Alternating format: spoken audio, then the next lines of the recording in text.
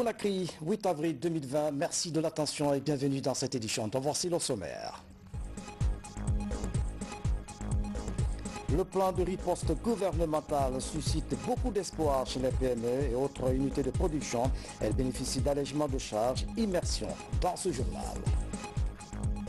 Tous mobilisés contre le Covid-19, en plus de la distribution des kits sanitaires, des artistes font monter les décibels pour renforcer les gestes barrières. Au sommaire encore politique, les manœuvres sont en cours avant la rentrée parlementaire des nouveaux députés. L'heure est à la consultation pour former des groupes parlementaires. Mesdames et messieurs, bonsoir. Agenda très chargé pour le chef de l'État, professeur Alpha Condé, a de nouveau rencontré le corps médical ce mercredi 8 avril 2020 au Palais Sékou Touré. Il a été question du renforcement des dispositions sanitaires mises en place pour lutter efficacement contre le coronavirus. Le résumé de cette audience avec Sanassi Keita. L'exercice est simple, mais il sauve des vies. Il consiste en un mot à lutter contre la pandémie du coronavirus. On doit, mousser beaucoup, mettre beaucoup de savon, beaucoup.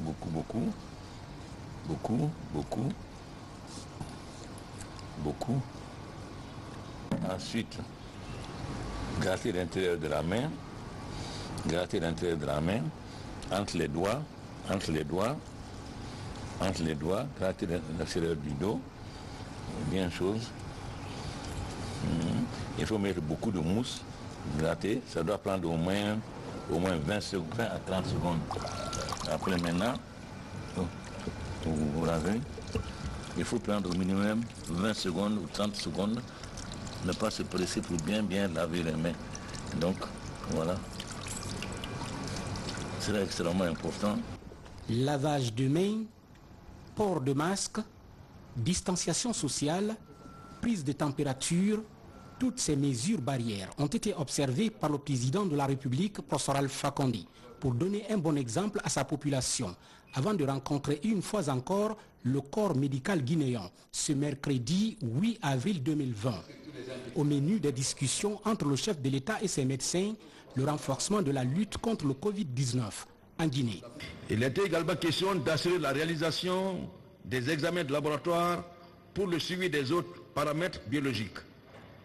Aujourd'hui, il est prévu d'utiliser les laboratoires des urgences de Donka pour répondre à ce besoin. Le président de la République, très préoccupé par la santé de sa population, rassure. Mon premier problème, c'est l'unité en votre sein. Il faut renforcer la coopération et renforcer et associer tous les gens qui ont des compétences. Il y a 7 médecins venus de Cuba qui ont une très bonne expérience de la lutte contre les maladies et je pense qu'ils doivent être associés à l'équipe. Donc, mon premier problème, c'est de savoir maintenant s'il y a vraiment cohésion, comme vous avez juré, qu'il y a cohésion, que tout le monde assiste aux réunions et que les décisions sont prises ensemble. Ça, c'est la première question que je pose, parce que c'est la première question qu'on m'avait, c'est-à-dire oublier les diplômes, oublier tout et travailler en commun. Ces médecins se sont par ailleurs réjouis de la volonté affichée par le chef de l'État dans le cadre surtout de la mobilisation des moyens matériels et financiers pour lutter efficacement contre le Covid-19 en Guinée. Le plan de riposte du gouvernement. Ce soir, nous levons le voile sur l'annulation des pénalités dues au stationnement prolongé des marchandises au port autonome de Conakry. Cette mesure vise à alléger les charges des opérateurs économiques et des PME de transit.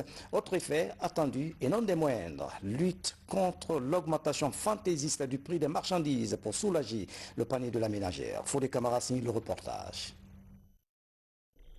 Conformément aux exigences du commerce international sur les différents terminaux, les espaces sont minutieusement gérés pour stopper la congestion portuaire. Dans cette course contre la montre, les différents opérateurs ont un délai d'une dizaine de jours pour engager les procédures de traitement des dossiers de sortie des marchandises. Une rapidité visant à éviter les pénalités dues au stationnement prolongé des navires à rade et des marchandises sur la plateforme portuaire. Nous avons deux sortes de surestaries.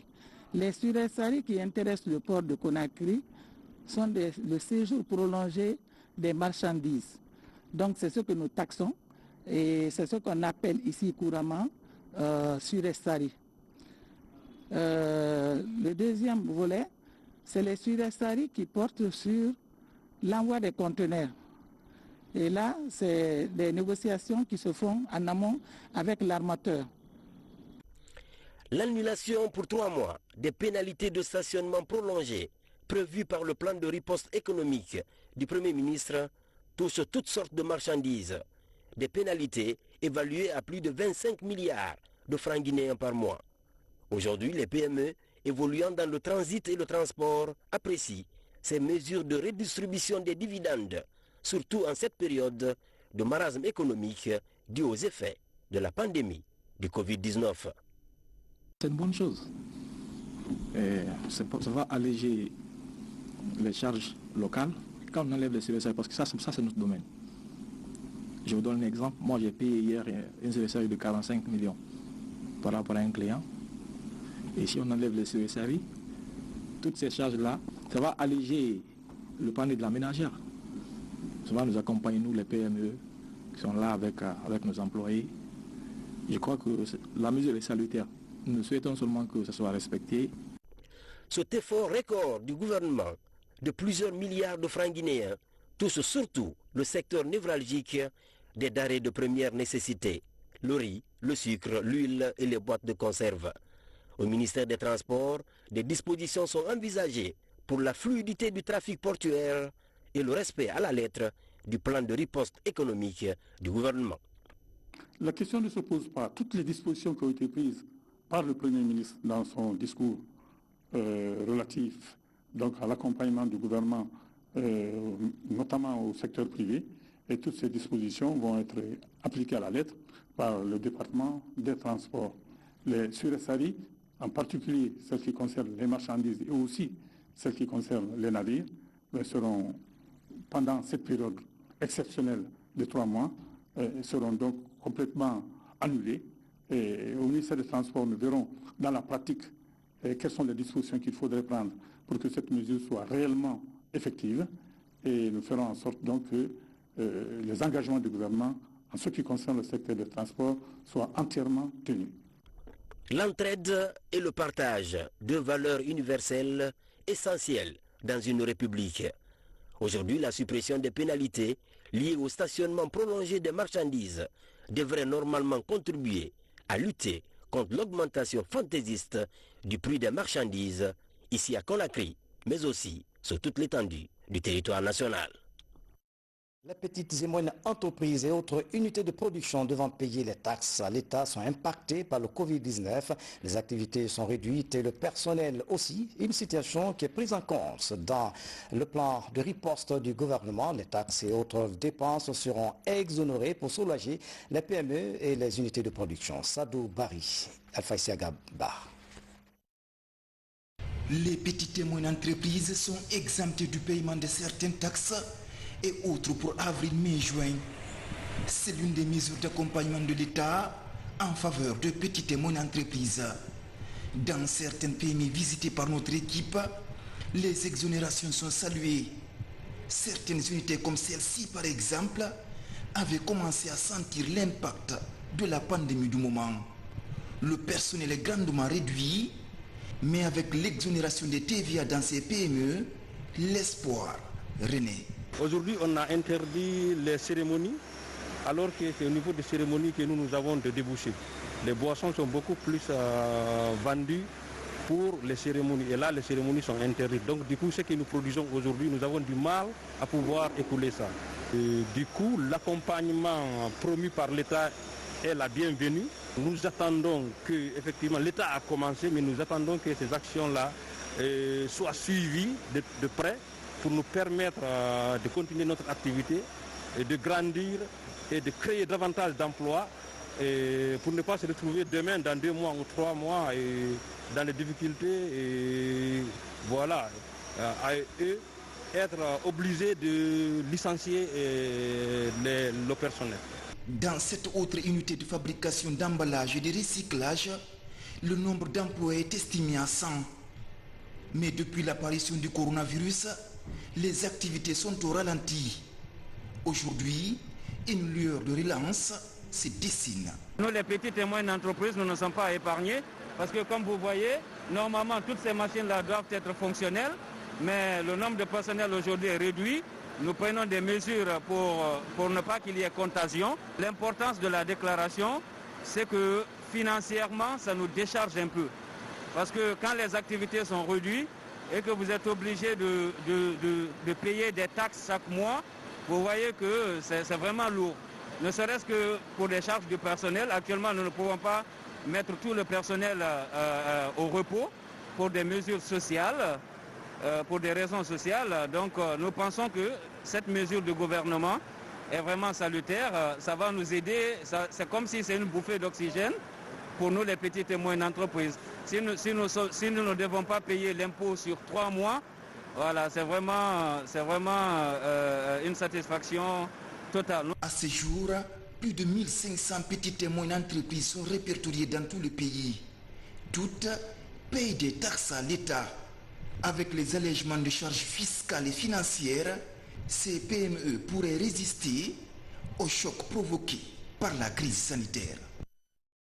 Lutte contre le Covid-19, comment financer le plan de riposte? Les acteurs économiques directement engagés dans ce combat sortent d'une réunion d'urgence. Ils ont planché sur le mécanisme de mobilisation des fonds.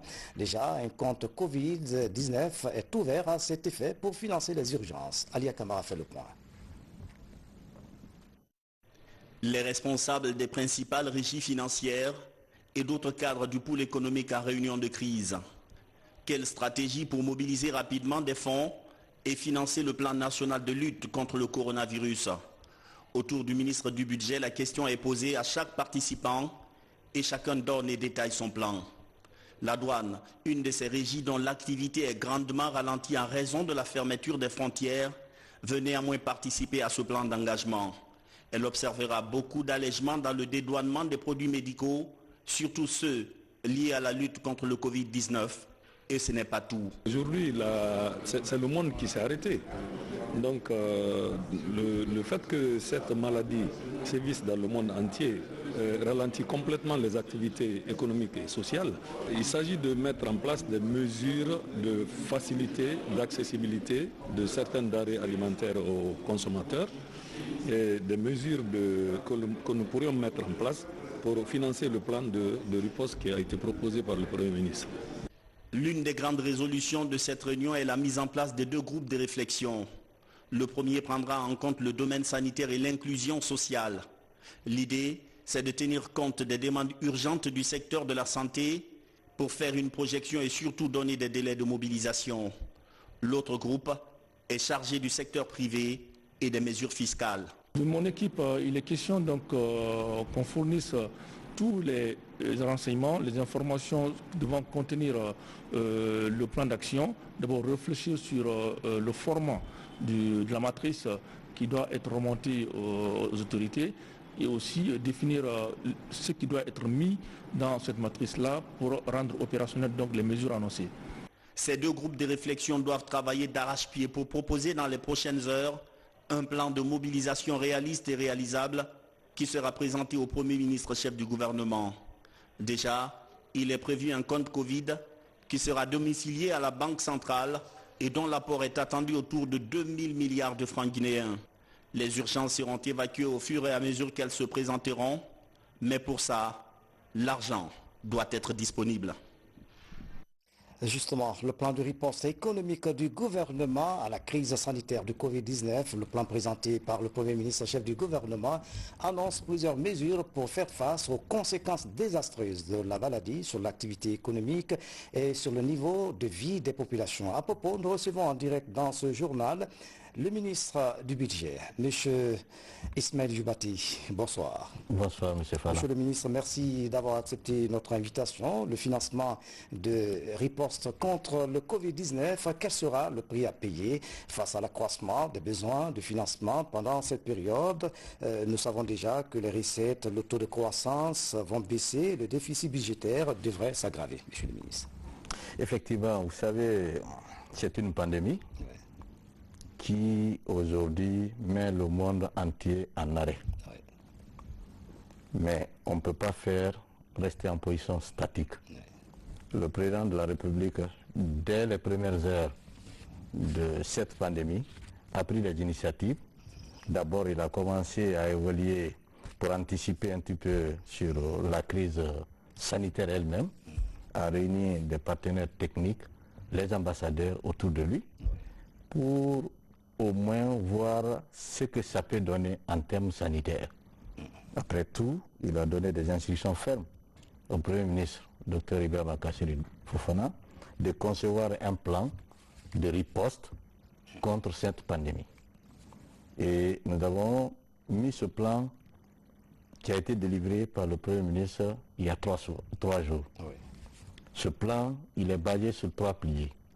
Le premier, il y a la composante sanitaire. Il y a la composante de l'inclusion financière. Il y a la composante d'appui au PME. Tous ces plans sur les 3 piliers sont cohérents entre eux. Oui. Vous allez avoir le plan au niveau sanitaire, le pilier sanitaire. Les efforts seront consentis non seulement à la riposte contre la pandémie elle-même, en faisant des appuis à l'ANSS, en termes d'équipement, en termes de consommables et en termes de tous les moyens, y compris les laboratoires. Oui. L'autre volet au niveau sanitaire va être dressé du point de vue infrastructure. C'est-à-dire que nous allons faire en sorte qu'on renforce la capacité opérationnelle des centres de santé au niveau des zones rurales, à Conakry, en construisant des laboratoires. L'autre composante, c'est l'inclusion financière. Oui, justement. L'inclusion financière, il faut entendre par là, c'est que nous avons pris des dispositions à travers l'agence de l'inclusion financière qu'on appelle l'ANIES, va évoluer sur 3 piliers aussi. Le premier, ça va être la distribution des kits, qui va consister à distribuer à 130 900 foyers, qui va faire à peu près 850 000 kits qu'on va distribuer bientôt. Et l'autre volet, ça va être l'hygiène. Puisque ce qui compte, vous avez suivi le président de la République tout de suite, ce qui compte, c'est l'hygiène, l'environnement physique. C'est extrêmement important. C'est extrêmement important quand on doit lutter contre la pandémie. Qu'est-ce que l'ANIES va faire? Nous allons pratiquement recruter beaucoup de jeunes qui vont procéder au nettoyage systématique de la ville de Conakry, en procédant au curage des caniveaux. Et ces employés, ces garçons qui vont être employés temporairement seront payés. Et l'autre aspect que l'ANIES va faire, ça sera le transfert monétaire qu'on va donner aux familles les plus démunies. Ceux qui ne peuvent pas subvenir aux 3 repas de la journée. Donc, on va procéder à ce transfert monétaire pour soulager ces familles les plus démunies. Et justement, puisqu'on parle des fonds, quelles sont, Monsieur le ministre, les dispositions prises pour une gestion rationnelle des fonds Covid, des fonds qui seront mobilisés? Non, je vais en venir parce que vous savez, il faut aller jusqu'au bout sur les 3 piliers. Le 3e pilier va consister l'appui au PME. Oui. Vous avez dû constater, nous avons consacré assez d'efforts pour faire des exonérations au niveau des paiements des taxes, des impôts, surtout au niveau des PME. En réalité, c'est une initiative qui est bien appréciée d'ailleurs par les PME. Exactement. Donc, ces dépenses fiscales, même si l'État doit les supporter, ça soulage les PME et ça permet aux PME de bien survivre. Oui. En ce qui concerne exactement la transparence au niveau de la gestion des fonds, que ce soit d'ordre budgétaire stricto sensu, c'est-à-dire sur les ressources propres de l'État, ou bien que ce soit d'ordre d'appui des partenaires techniques et financiers, j'avoue que la gestion sera totalement transparente. Oui. Le Premier ministre m'a chargé de suivre la mise en œuvre effective de ce plan de riposte coronavirus. Il y a un compte Covid-19 qui a été ouvert à la Banque centrale à cet effet. Ce compte est déjà fonctionnel et les opérateurs économiques et des partenaires commencent déjà à se manifester. Monsieur le ministre, avec l'annonce de toutes les mesures, beaucoup d'observateurs s'attendent à plus d'allègements, par exemple sur le carburant. Écoutez, vous savez, l'affaire de carburant est une question très très sensible. Oui. Je dis bien, c'est une denrée dont le prix n'est pas fixé en Guinée. Oui. Et il y a d'autres facteurs qui contribuent à la fixation des prix du carburant.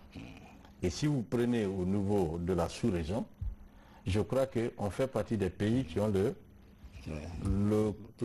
plus bas prix. Oui. Donc aller au-delà du prix auquel on a fixé, c'est qu'on va favoriser la réexportation des carburants qui sont importés en Guinée et pour les autres pays de la sous-région. Donc on va alimenter le marché de la sous-région au lieu que ça soit vendu ici.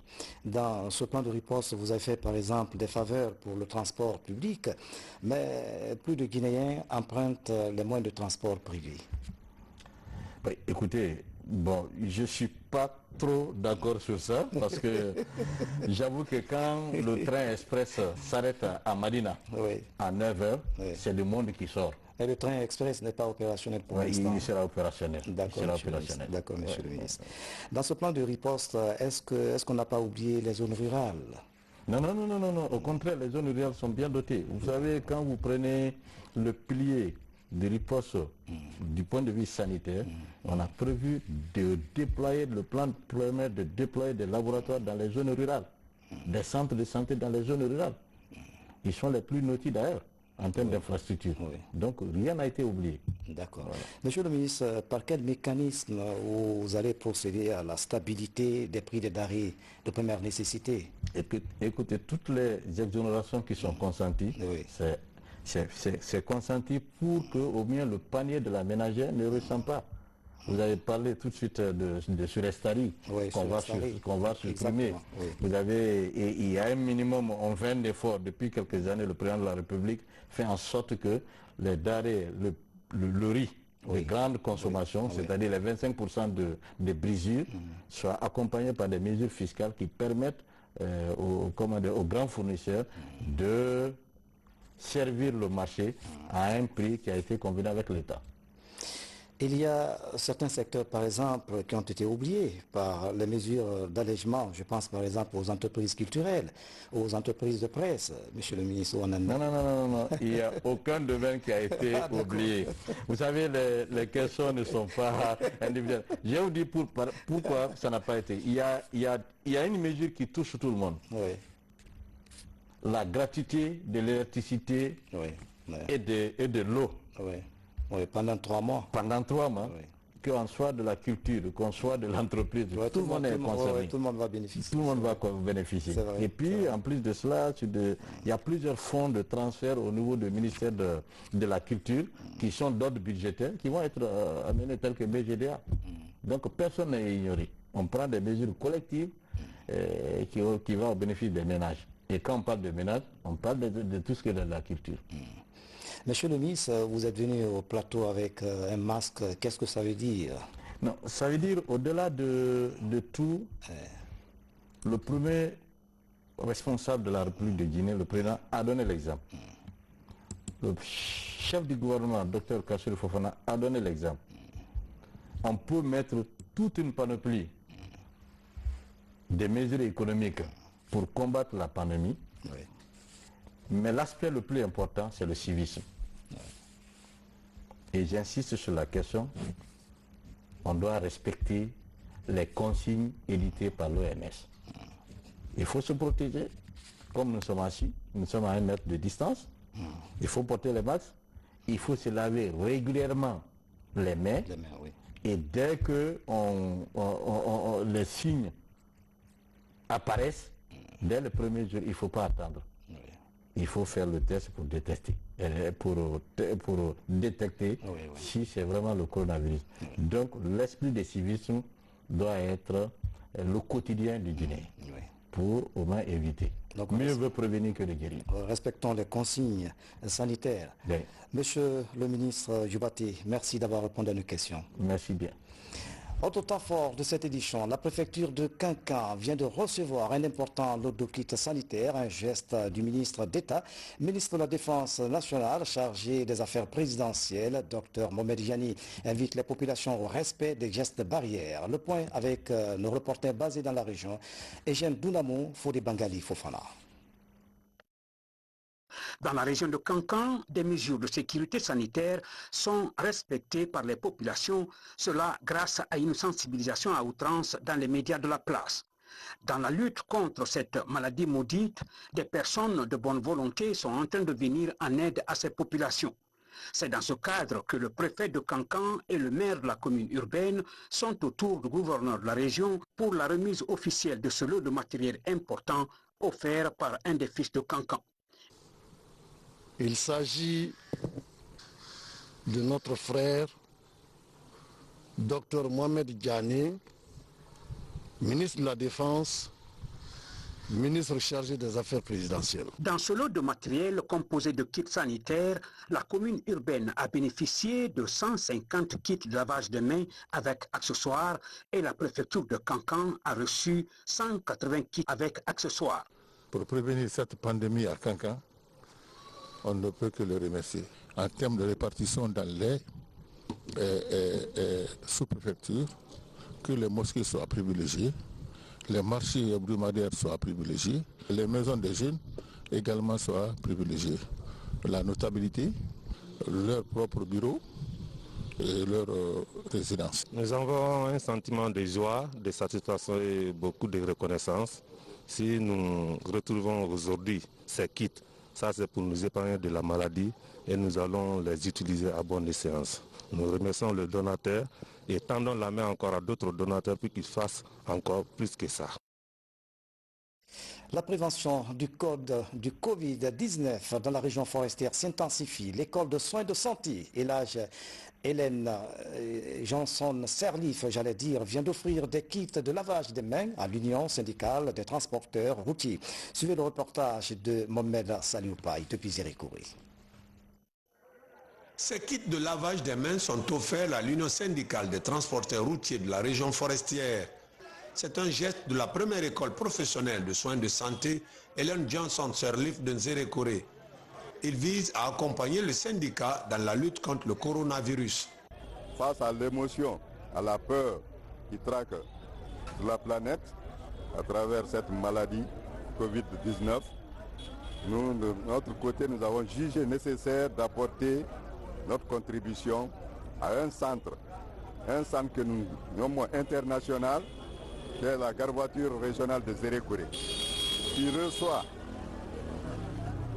plus de 2-3 pays comme passagers et il sort tous les jours un minimum de 3 véhicules pour toutes les directions des préfectures de Guinée. Cet acte est hautement apprécié par les bénéficiaires. Ils promettent d'en faire bon usage. Ce qu'ils viennent de faire nous réconforte à plus d'un titre.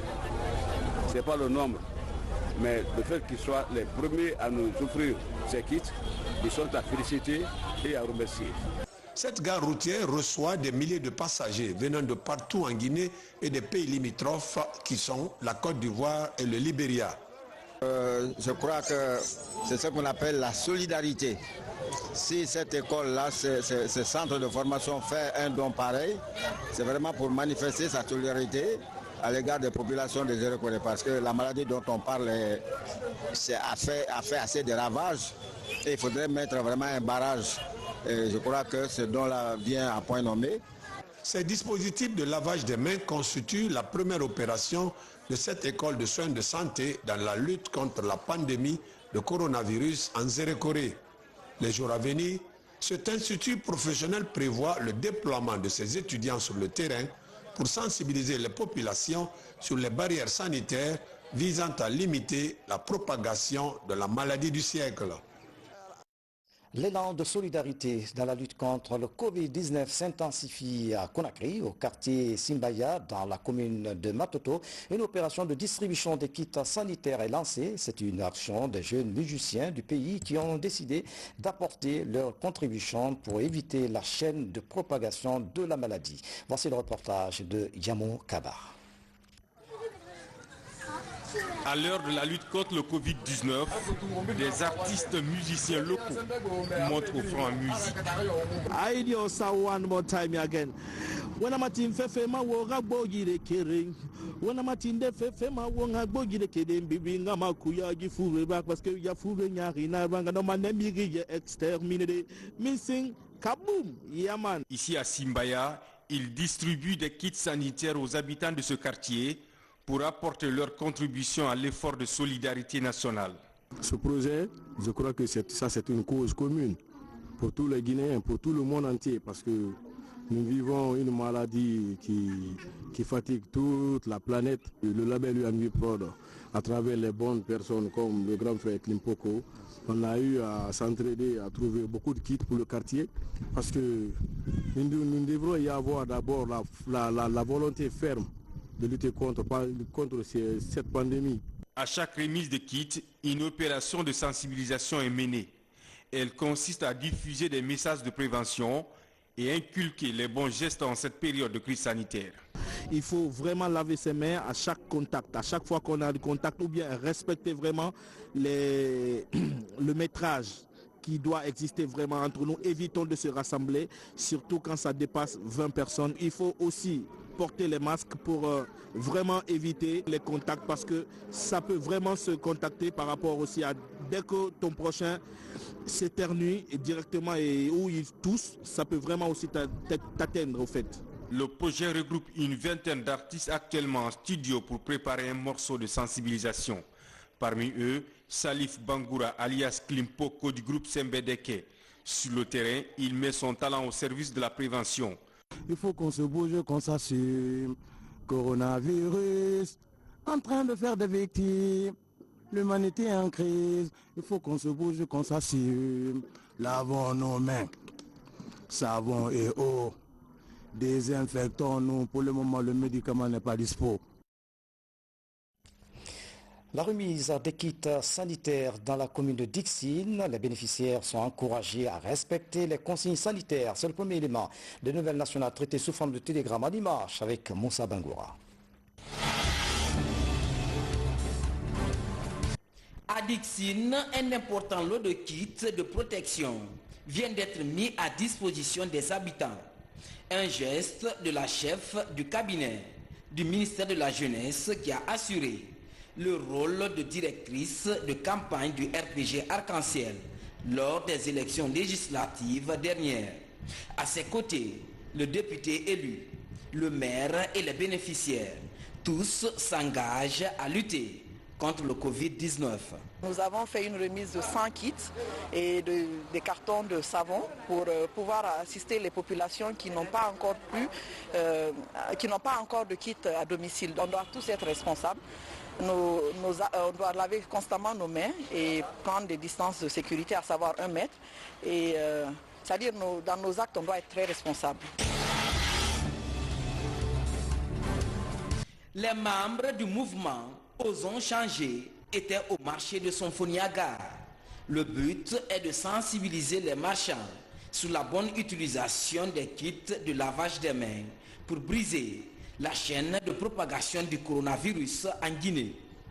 Nous avons également demandé à ce que les mamans puissent vulgariser l'information auprès de leurs voisines pour que la sensibilisation que nous sommes en train de faire puisse porter des fruits.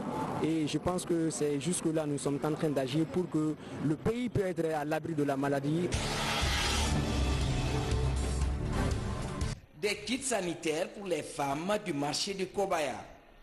C'est un don de l'ONG Femmes Actives pour le développement durable. Le geste vise à aider des vendeurs et acheteurs de lutter contre la propagation du coronavirus. On s'est dit qu'on ne peut pas rester sans agir, sans passer sur le terrain, venir rentrer dans les marchés et parler aux femmes de cette maladie. Ce n'est pas une histoire de télé ou de Facebook. Il faut aller à la source. À la source, c'est les marchés, chez les femmes. Venir les rencontrer, les sensibiliser. C'est dans ce cadre que s'inscrit aujourd'hui l'ONG Femmes Actives pour le développement durable. La lutte contre le Covid-19 se poursuit à Conakry, tout comme à l'intérieur du pays. À Sélé Moussaya, dans la préfecture de Kankan, ce sont des kits sanitaires qui ont été distribués. Le marché, le bureau du quartier et quelques lieux publics sont les premiers sites ciblés. Le don est de l'association des jeunes de Sélé Moussaya. C'est un district qui compte 23 868 habitants. Et donc, vu que le district est cosmopolite, donc on a procédé ici à l'implantation des kits dans tout le district et on a pris en compte aussi les villages environnants. La dynamique citoyenne contre le coronavirus en Guinée lance une campagne avec des messages de sensibilisation. Ce groupement de 12 ONG contribue aussi à sa façon dans la lutte contre le Covid-19.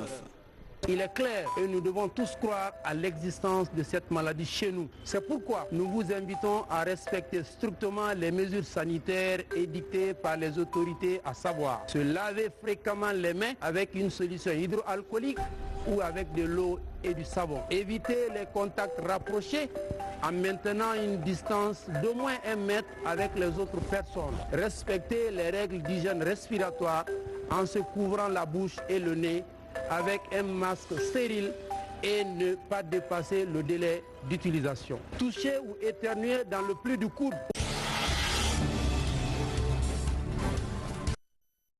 Avant de poursuivre cette édition, 2 décrets du chef de l'État qui viennent de nous parvenir à l'instant. Décret D 2020-075 PRJ SGG portant nomination de gouverneur. Le président de la République, vu la Constitution, décrète, article 1er. Les hauts cadres dont les prénoms et noms suivent sont nommés dans les fonctions de gouverneur. Gouverneur de la région administrative de Zérékouré, inspecteur général de police Mohamed Garé, précédemment gouverneur de la région administrative de Kankan, en remplacement de M. Ismaël Traoré, muté. Gouverneur de la région administrative de Kankan, M. Sadou Keita, économiste matricule 125-600S, précédemment gouverneur de la région administrative de Farana, en remplacement de l'inspecteur général de police Mohamed Garé, muté. Gouverneur de la région administrative de Farana, M. Ismaël Traoré, administrateur civil, matricule 180-350D, précédemment gouverneur de la région administrative de Zérékouré, en remplacement de M. Sadou Keita, muté. Article 2, le présent décret qui prend effet à compter de sa date de signature sera enregistré et publié au journal officiel de la République, Conakry, le 8 avril 2020, signé professeur Alpha Condé, chef de l'État. Décret D 2020-076 PRJ SGG portant nomination de préfet. Le président de la République, vu la Constitution, décrète, article 1er. Les hauts cadres dont les prénoms et noms suivent sont nommés dans les fonctions de préfet. Préfet de Zérékouré, M. Sa Yalo Tolno, administrateur civil, matricule 155-78N, précédemment préfet de Lola, en remplacement de M. Sekou Touaman Yabaté, muté. 2. Préfet de Lola, M. Sekou Touaman Yabaté, professeur, matricule 185-156J, précédemment préfet de Zérékouré, en remplacement de M. Sa Yalo Tolno, muté. Article 2, le présent décret qui prend effet à compter de sa date de signature sera enregistré et publié au journal officiel de la République, Conakry, le 8 avril 2020, signé professeur Alpha Condé, chef de l'État. Après la proclamation des résultats provisoires des élections législatives par la CENI, l'heure est à la formation des groupes parlementaires. Les partis de l'opposition réfléchissent au projet de mettre en place un groupe consistant pour contrôler les actions du gouvernement. Reportage Makeme Donzo. Selon l'article 26 du règlement intérieur de l'Assemblée nationale, les députés peuvent s'organiser en groupe parlementaire par affinité politique. Le nombre minime est 10 délégués par groupe. Les élections législatives du 22 mars n'ont favorisé aucun parti en lice d'avoir un groupe parlementaire à part le RPG Arc-en-Ciel, avec 79 députés sur 114. C'est l'UDG de Mamadou Silla qui le succède avec 4 sièges, puis le parti MDPG de Siakabari avec 3 députés. Avant la rentrée parlementaire, ces 2 grandes formations négocient auprès des autres partis de l'opposition pour se préparer à former un groupe parlementaire. Nous avons commencé les consultations. Le doyen Mamadou Sylla est en consultation de son côté. Et je suis en consultation afin de créer ensemble donc une dynamique sous la coupe du doyen Mamadou Sylla effectivement, dont nous avons besoin de l'expérience, nous avons besoin aussi de l'engagement et des conseils et de l'éclairage en vue d'aller vite et bien dans la constitution d'un groupe parlementaire qui pourra constituer un contrepoids démocratique au sein de l'hémicycle au RPG Arc-en-Ciel et à ses affiliés. Une dizaine de partis politiques sont preneurs de la proposition. Les premières réunions ont déjà eu lieu pour affiner les détails qui vont régir leur futur groupe parlementaire. Nous sommes aujourd'hui à la signature, au niveau de la signature des chartes, et on est en train de corriger et avoir une signature de chacun par rapport à notre groupe de l'opposition. À l'Assemblée nationale, les députés ne peuvent appartenir qu'à un seul groupe parlementaire. L'ancien hémicycle était composé de 3 grands groupes parlementaires, le RPG Arc-en-Ciel, les libéraux démocrates et l'Alliance républicaine. Et puis le ministre d'État, ministre de la Justice, garde des Sceaux, chargé des relations avec les institutions républicaines, informe l'ensemble des candidats élus députés à l'issue des élections législatives du 22 mars 2020 que pour des raisons d'ordre technique, à la suite des tests de dépistage du Covid-19 en cours au centre de traitement épidémiologique de Nongo, les concernant est reportée à une date ultérieure. La suite des programmes de passage fera l'objet d'un communiqué en accord avec l'Agence nationale de sécurité sanitaire ANSS, signé Mamadou Lamine Fofana. C'est la fin de cette édition à tous. Merci de nous avoir suivis. Excellente soirée, où que vous soyez dans le monde. À demain.